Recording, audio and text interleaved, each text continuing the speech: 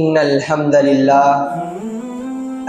لله رب العالمين نحمده ونستعينه ونستغفره ونؤمن به ونتوكل عليه ونعوذ بالله من شرور أنفسنا ومن سيئات أعمالنا من يهده الله فلا مضل له ومن يضلله فلا هادي له أشهد أن لا إله إلا الله وحده لا شريك له وأشهد أن محمدا عبده ورسوله أرسله بالحق مبشرا ونذيرا وداعيا إلى الله بإذنه وسراجا منيرا صلى الله عليه وعلى آله وصحبه وسلم. ما بعد فيا أيها الناس اتقوا الله العظيم عز وجل وأطيعوه أوصيكم عباد الله إياي أولا بتقوى الله. قال الله تعالى: يا أيها الذين آمنوا اتقوا الله حق تقاته ولا تموتن إلا وأنتم مسلمون. وقال تعالى: إن الله يأمركم أن تؤدوا الأمانة إلى أهلها وإذا حكمتم بين الناس أن تحكم بالعدل. صدق الله العظيم.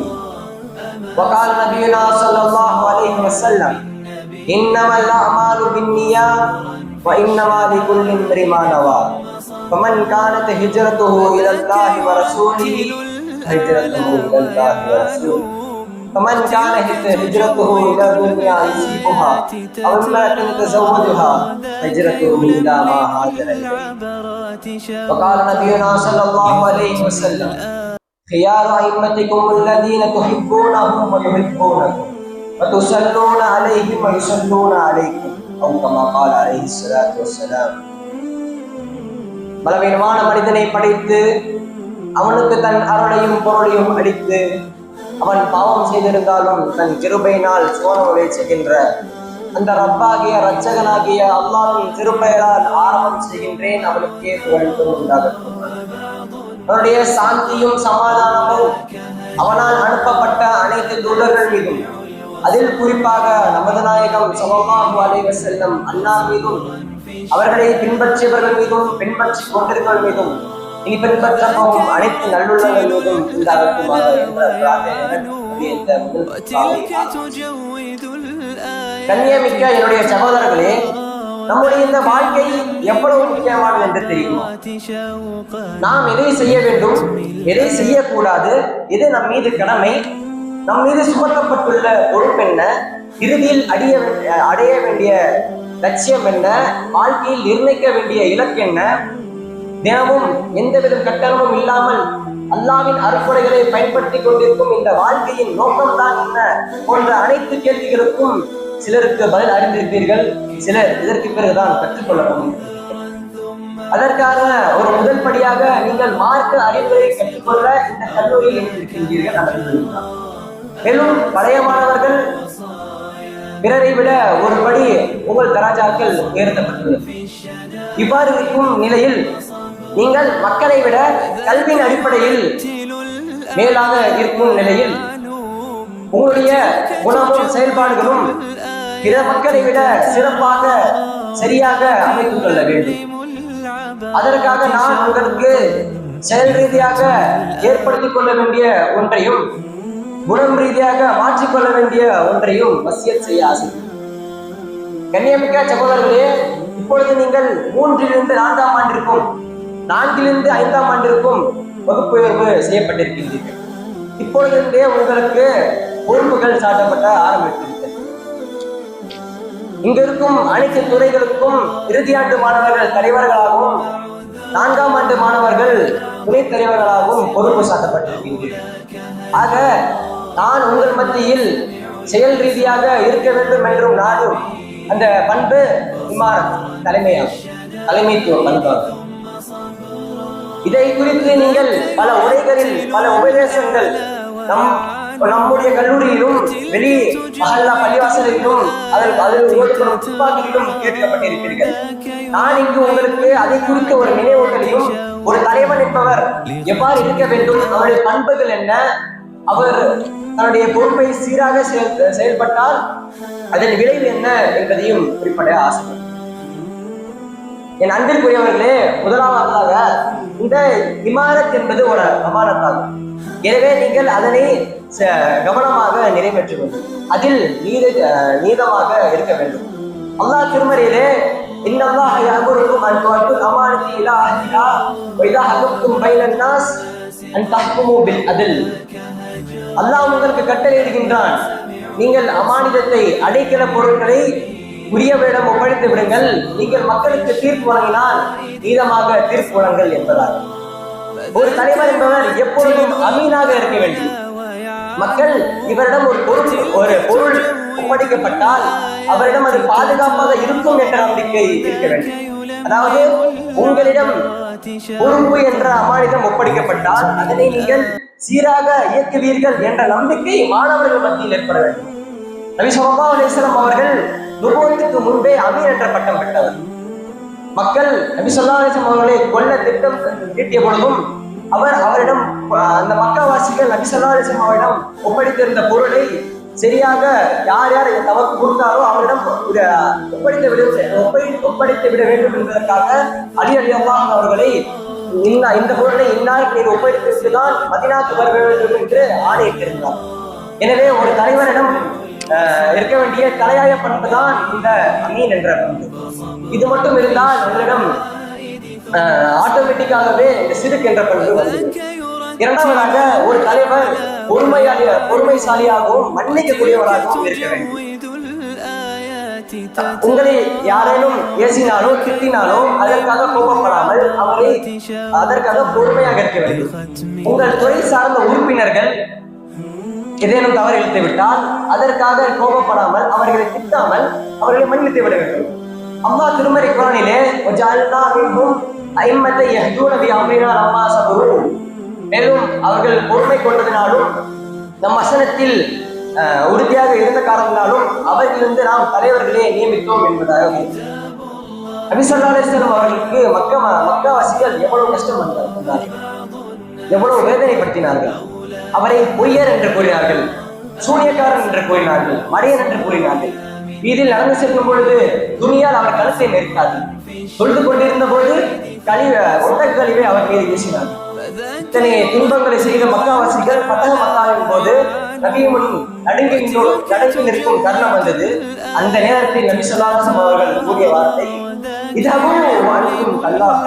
இதுவும் கல்காம், செல்லுங்கள் நீங்கள் விடுதலை செய்யப்பட்டு இருக்கிறீர்கள் என்ற ஒரு முதுமணிப்பை. எனவே ஒரு தலைவரிடம் இருக்க வேண்டிய முக்கியமான பண்பாக இது. மூன்றாவதாக ஒரு தலைவர் சுயமாக முடிவெடுக்காமல் ஆலோசனை செய்து ஒரு முடிவெடுக்கிறார். அவ்வாறு ஆலோசனை செய்யப்படும் பொழுது ஒரு சிறந்த கருத்து வருகிறது என்றால் அதனை செயல்படுத்த வேண்டும். நாம் இங்கு பல நிகழ்ச்சிகளை நடத்துகின்றோம், அதற்காக ஒரு ஆலோசனை கூட்டத்தை அமைக்கின்றோம். அவ்வாறு கூட்டும் பொழுது நாம் கூறும் கருத்திற்கு மாற்றமாக ஒருவர் ஒரு சிறந்த கருத்தை கூறுகிறார் என்றால் அந்த தலைவர் தன்னுடைய கருத்தை விட்டுவிட்டு அந்த கருத்துக்கு முன்னுரிமை கொண்டு அதனை செய்வார்.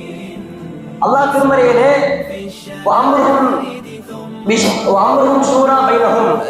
அவர்கள் என்றால் அவருடைய விவகாரங்களில் ஒருவர் ஆலோசனை செய்து முடிவெடுக்கிறார்கள் என்பதாக பண்பை ஒன்றாக.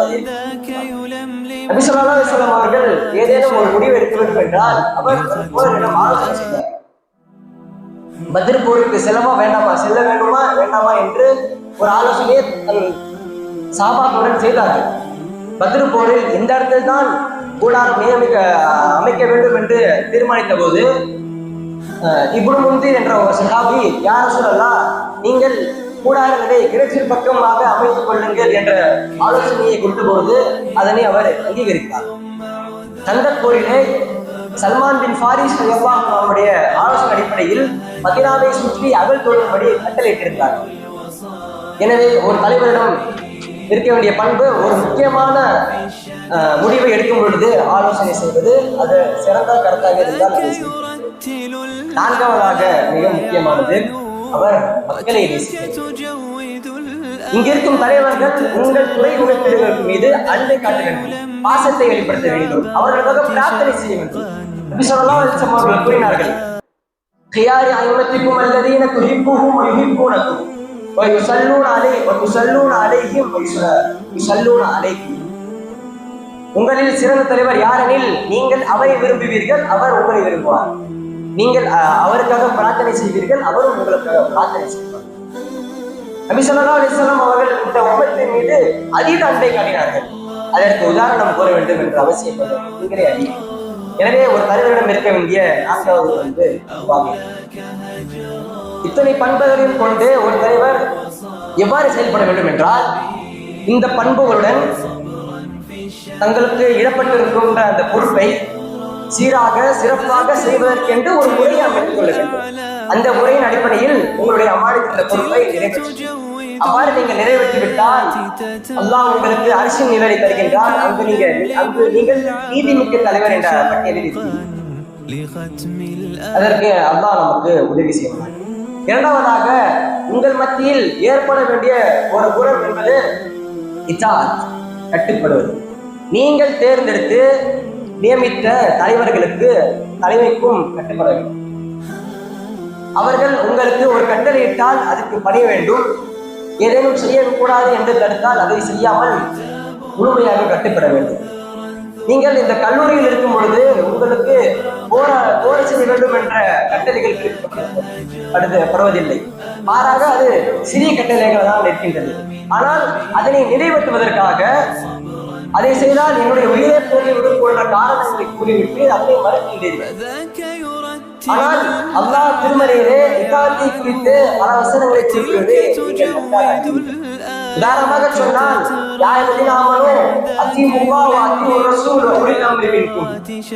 ஈமான் கொண்டவர்களே, அல்லாஹ்வுக்கும் அவருடைய தூதருக்கும் உங்கள் மத்தியில் நியமிக்கப்பட்டுள்ள தலைவருக்கும் கீழ்ப்படிங்கள் என்ற வசனம். யார் தூதருக்கு கட்டுப்பட்டாரோ அவர் அல்லாஹ்வுக்கு கட்டுப்பட்டவர் ஆவார் போன்ற வசனம்.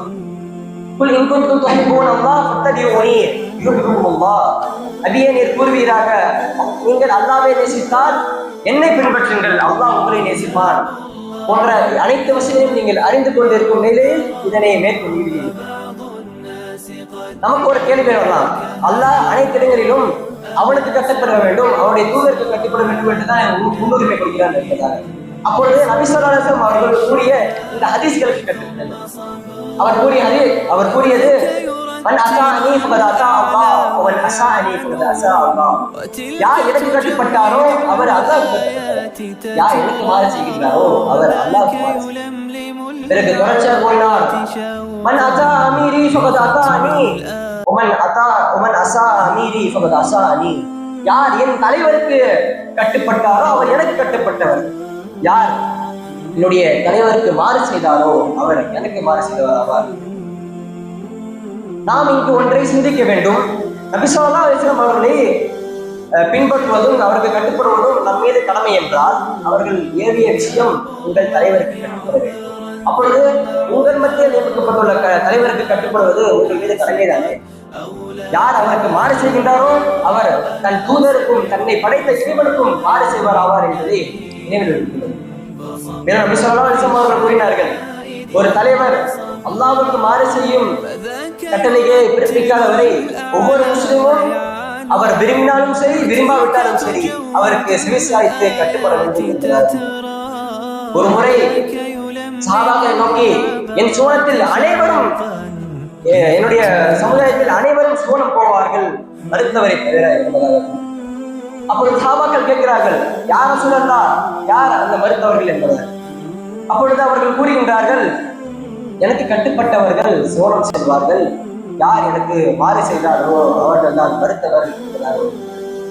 இன்னும் அல்லாஹ்வின் திருமறையிலே யார் அல்லாஹ்விற்கும் அவர் தூதருக்கும் கட்டுப்பட்டு தனக்கு அஞ்சி தனக்கு மாறு செய்யமளிக்கின்றாரோ அவர் சூனவாசி என்ற நற்செய்தியையும், அல்லாஹ்வுக்கு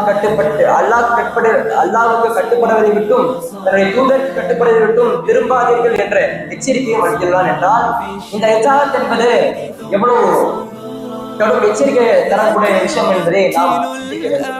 எனவே நாம் இந்த விஷயத்தில் மிக ஜாக்கிரதையாக ஆக கண்ணியத்திற்குரியவர்களே, இங்க இருக்கும் பல துறை தலைவர்கள் அவர்கள் துறை சார்ந்த தலைமைத்துவ கொள்கைகளையும் செயல்பாடுகளையும் வளர்த்துக் கொள்ள வேண்டும்.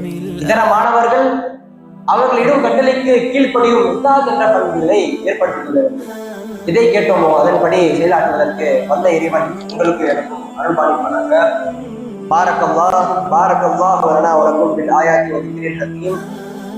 பாரக்கல்லாஹு லக்கும் பில் குர்ஆனி வ நஃபஅனா வ இய்யாக்கும் பி ஆயாத்தி வ திக்ரில் ஹக்கீம். இன்னஹு தஆலா ஜவ்வாதுல் கரீம் மலிக்குல் கரீம் பர்ருர் ரഊஃபுர் ரஹீம்.